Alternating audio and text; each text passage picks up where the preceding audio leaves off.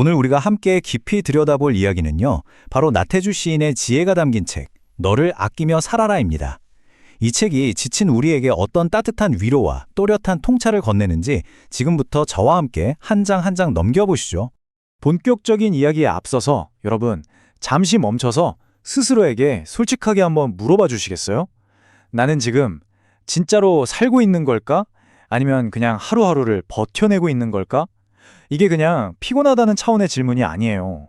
사실 우리 대부분이 마음속 깊은 곳에서 느끼고 있는 그런 존재론적인 피로감을 콕 집어내는 질문이죠. 바로 이 묵직한 질문에서부터 오늘 우리의 이야기는 시작됩니다. 바로 그럴 때 풀꽃 시인으로 우리에게 너무나도 잘 알려진 나태주 시인의 책 한 권이 나타나 한국 사회에 정말 큰 울림을 줬습니다. 책 제목이 바로 너를 아끼며 살아라인데요. 끝없는 경쟁, 계속되는 성과 압박에 지친 사람들에게 어떻게 살아야 하는지에 대한 아주 단순하면서도 깊고 다정한 해답을 딱 제시하면서 그야말로 하나의 사회적 현상이 되었죠. 자, 그럼 이 책이 제시하는 핵심적인 해법은 대체 뭘까요? 그건 바로 자기를 아끼는 윤리입니다. 나태주 시인 철학의 가장 뿌리가 되는 이 원칙부터 한번 자세히 들여다보겠습니다. 시인은 우리가 보통 뭉뚱그려서 생각하는 자기 가치를 두 가지로 아주 날카롭게 구분합니다. 바로 자존감과 자존심인데요. 이게 완전히 다른 개념이라는 거예요. 자, 자존심은 뭐냐면요, 늘 바깥을 향해 있어요. 남과 나를 비교해서 얻는 우월감이죠. 내가 저 사람보단 낫지 하는 생각에서 힘을 얻는 거예요. 그래서 나 또한 치열한 경쟁 사회에서 나를 지키는 단단한 가분 역할을 해줍니다. 내가 잘하는 일을 할 때 녹아지죠. 반면에 자존감은요, 철저하게 내 안을 향합니다. 누구랑 비교하는 게 아니라 그냥 있는 그대로의 나를 소중하게 여기는 마음이에요. 내가 진짜로 좋아하는 일을 할 때, 예를 들어서 서툰 솜씨로 그림을 그리거나 혼자 조용히 산책할 때처럼요, 그때 조용히 채워지는 거죠. 이건 밤에 홀로 있을 때 나를 포근하게 안아주는 위로가 됩니다. 그러니까 자존심이 갑옷이라면 자존감은 내면의 따뜻한 온기인 셈이에요. 그래서 이 책이 던지는 핵심 메시지는 어떻게 보면 굉장히 혁명적입니다. 진짜 자기 가치라는 건 남을 이기는 승리감에서 오는 게 절대 아니라는 거죠. 대신에 바깥의 칭찬이나 평가에 쉽게 흔들리지 않는 나 자신을 존중하는 내면의 성소를 내 안에 단단하게 짓는 것. 그것이야말로 우리가 평생 추구해야 할 진짜 가치라고 시인은 힘주어 말합니다. 세상의 시선이 아니라 내 안의 목소리에 귀 기울이라는 강력한 초대장인 셈이죠. 자기를 아끼는 마음을 다지는 게 첫걸음이라면 그 다음은 뭘까요? 바로 회복 탄력성을 기르는 구체적인 방법입니다. 이번에는 그냥 존재하는 걸 넘어서 꿋꿋하게 살아내는 법에 대한 나태주 시인의 아주 실천적인 지혜를 함께 알아보겠습니다.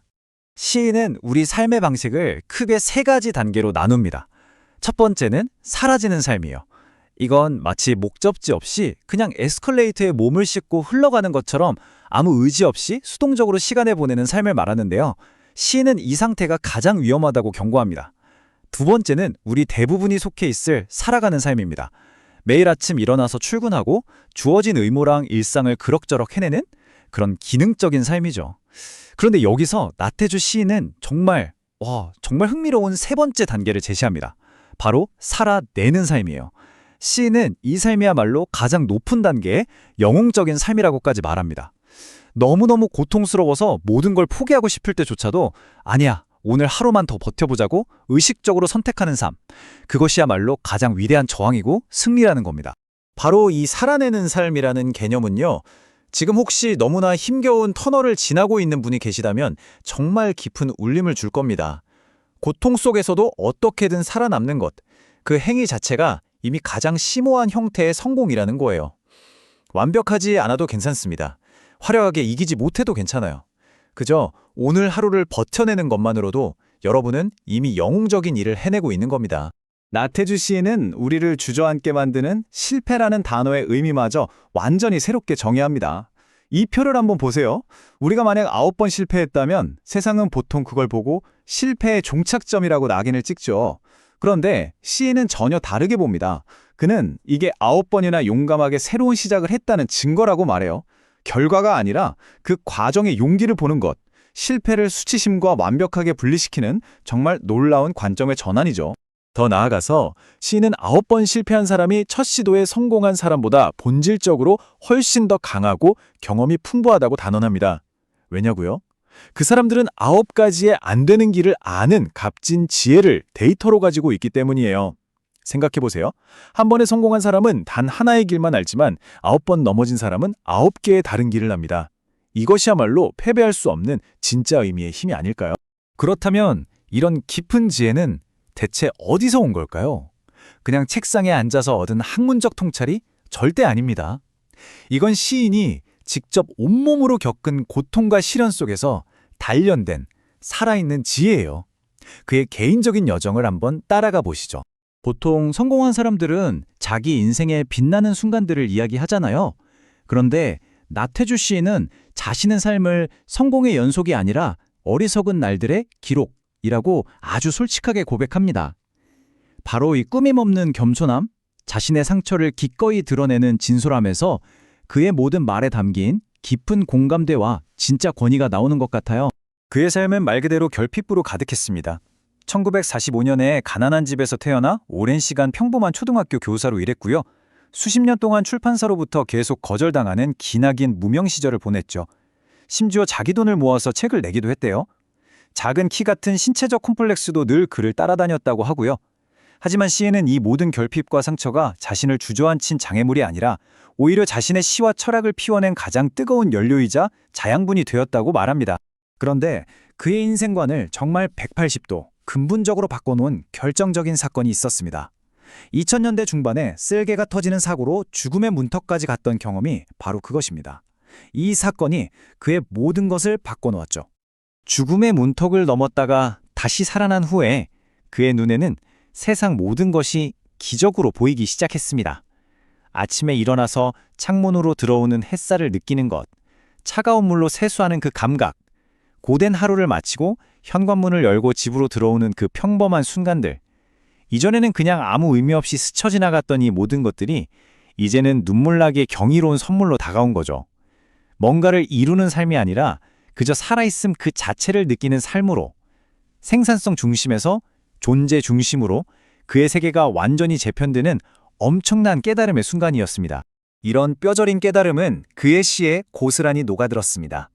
그의 시가 가진 강력한 치유의 힘은요, 바로 이 복잡한 세상을 향한 아주 단순하고 명료한 처방전 같다는 데 있어요.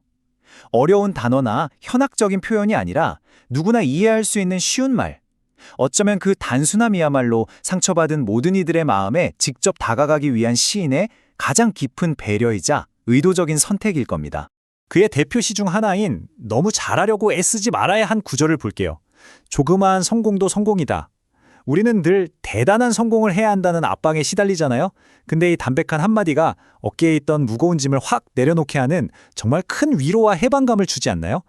이건 현대사회가 강요하는 비현실적인 성공의 기준을 정면으로 허물어버리는 작지만 아주 강력한 선언입니다.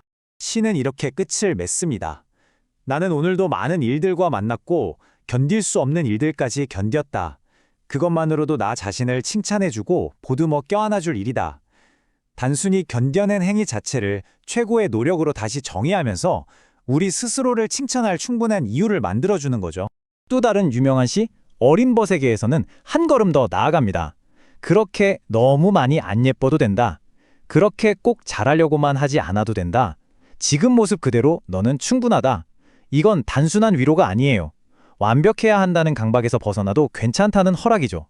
극심한 경쟁 속에서 있는 그대로의 나를 온전히 긍정하라는 이 메시지는 그야말로 혁명적인 자기 수용의 철학이라고 할 수 있습니다. 자, 이제 마지막 부분입니다. 그럼 이런 질문이 나올 수 있겠죠? 나를 아끼는 것, 그거 결국 자기 안에만 갇히는 이기적인 거 아닌가? 나태주 씨는 단호하게 말합니다. 절대 그렇지 않다고요. 진정한 자기 존중은 반드시 나를 넘어서 세상으로 그리고 다른 사람에게로 확장된다는 것을 그는 자신의 삶으로 보여줍니다. 시인은 우리를 불완전한 인간이라고 정의해요. 그는 아내 없이는 밥을 못 먹고 아내는 또 자신 없이는 딸의 집에 가지 못하는 그런 모습을 예로 들면서 우리는 그렇게 서로에게 의지하면서 비로소 온전해진다고 말합니다. 완벽한 개인이 되는 게 목표가 아니라 서로의 부족한 부분을 채워주면서 함께 완성되어 가는 것. 이것이 그가 말하는 상호 이존의 아름다움입니다. 여기서 정말 중요한 통찰이 나옵니다. 마치 물이 비어있는 잔으로는 다른 사람의 잔을 채워줄 수 없는 것처럼요. 나 자신을 진정으로 아끼고 돌봐서 내 마음의 잔이 가득 차 있을 때 우리는 비로소 억지 의무감이나 희생에 대한 원망 없이 진심으로 타인을 돌볼 수 있게 된다는 거죠. 나를 향한 건강한 사랑이야말로 타인을 향한 이타적인 사랑에 마르지 않는 샘물이 되는 겁니다. 그리고 이 책이 우리에게 남기는 마지막이자 가장 강력한 메시지입니다. 행복은 언젠가 도달해야 할 저 멀리 있는 산 정상이 아니라는 거예요. 오히려 행복은 매일 나의 작은 텃밭을 가꾸듯이 의식적으로 노력해야 하는 실천이고 남이 아닌 나 자신에게 마땅히 져야 할 신성한 의무라는 겁니다. 행복은 그냥 주어지는 게 아니라 우리가 스스로 쟁취해야 할 권리라는 가장 뜨거운 격려죠. 오늘 설명을 마치면서 마지막 질문을 여러분께 드리고 싶습니다. 여러분의 삶 속에서 오늘 자세히 들여다봐 주길 기다리는 풀꽃은 무엇인가요? 그건 어쩌면 잊고 있던 작은 꿈일 수도 있고 돌보지 못했던 자기 자신의 마음일 수도 있습니다. 그 풀꽃을 발령하고 아껴주는 하루가 되시길 진심으로 바랍니다.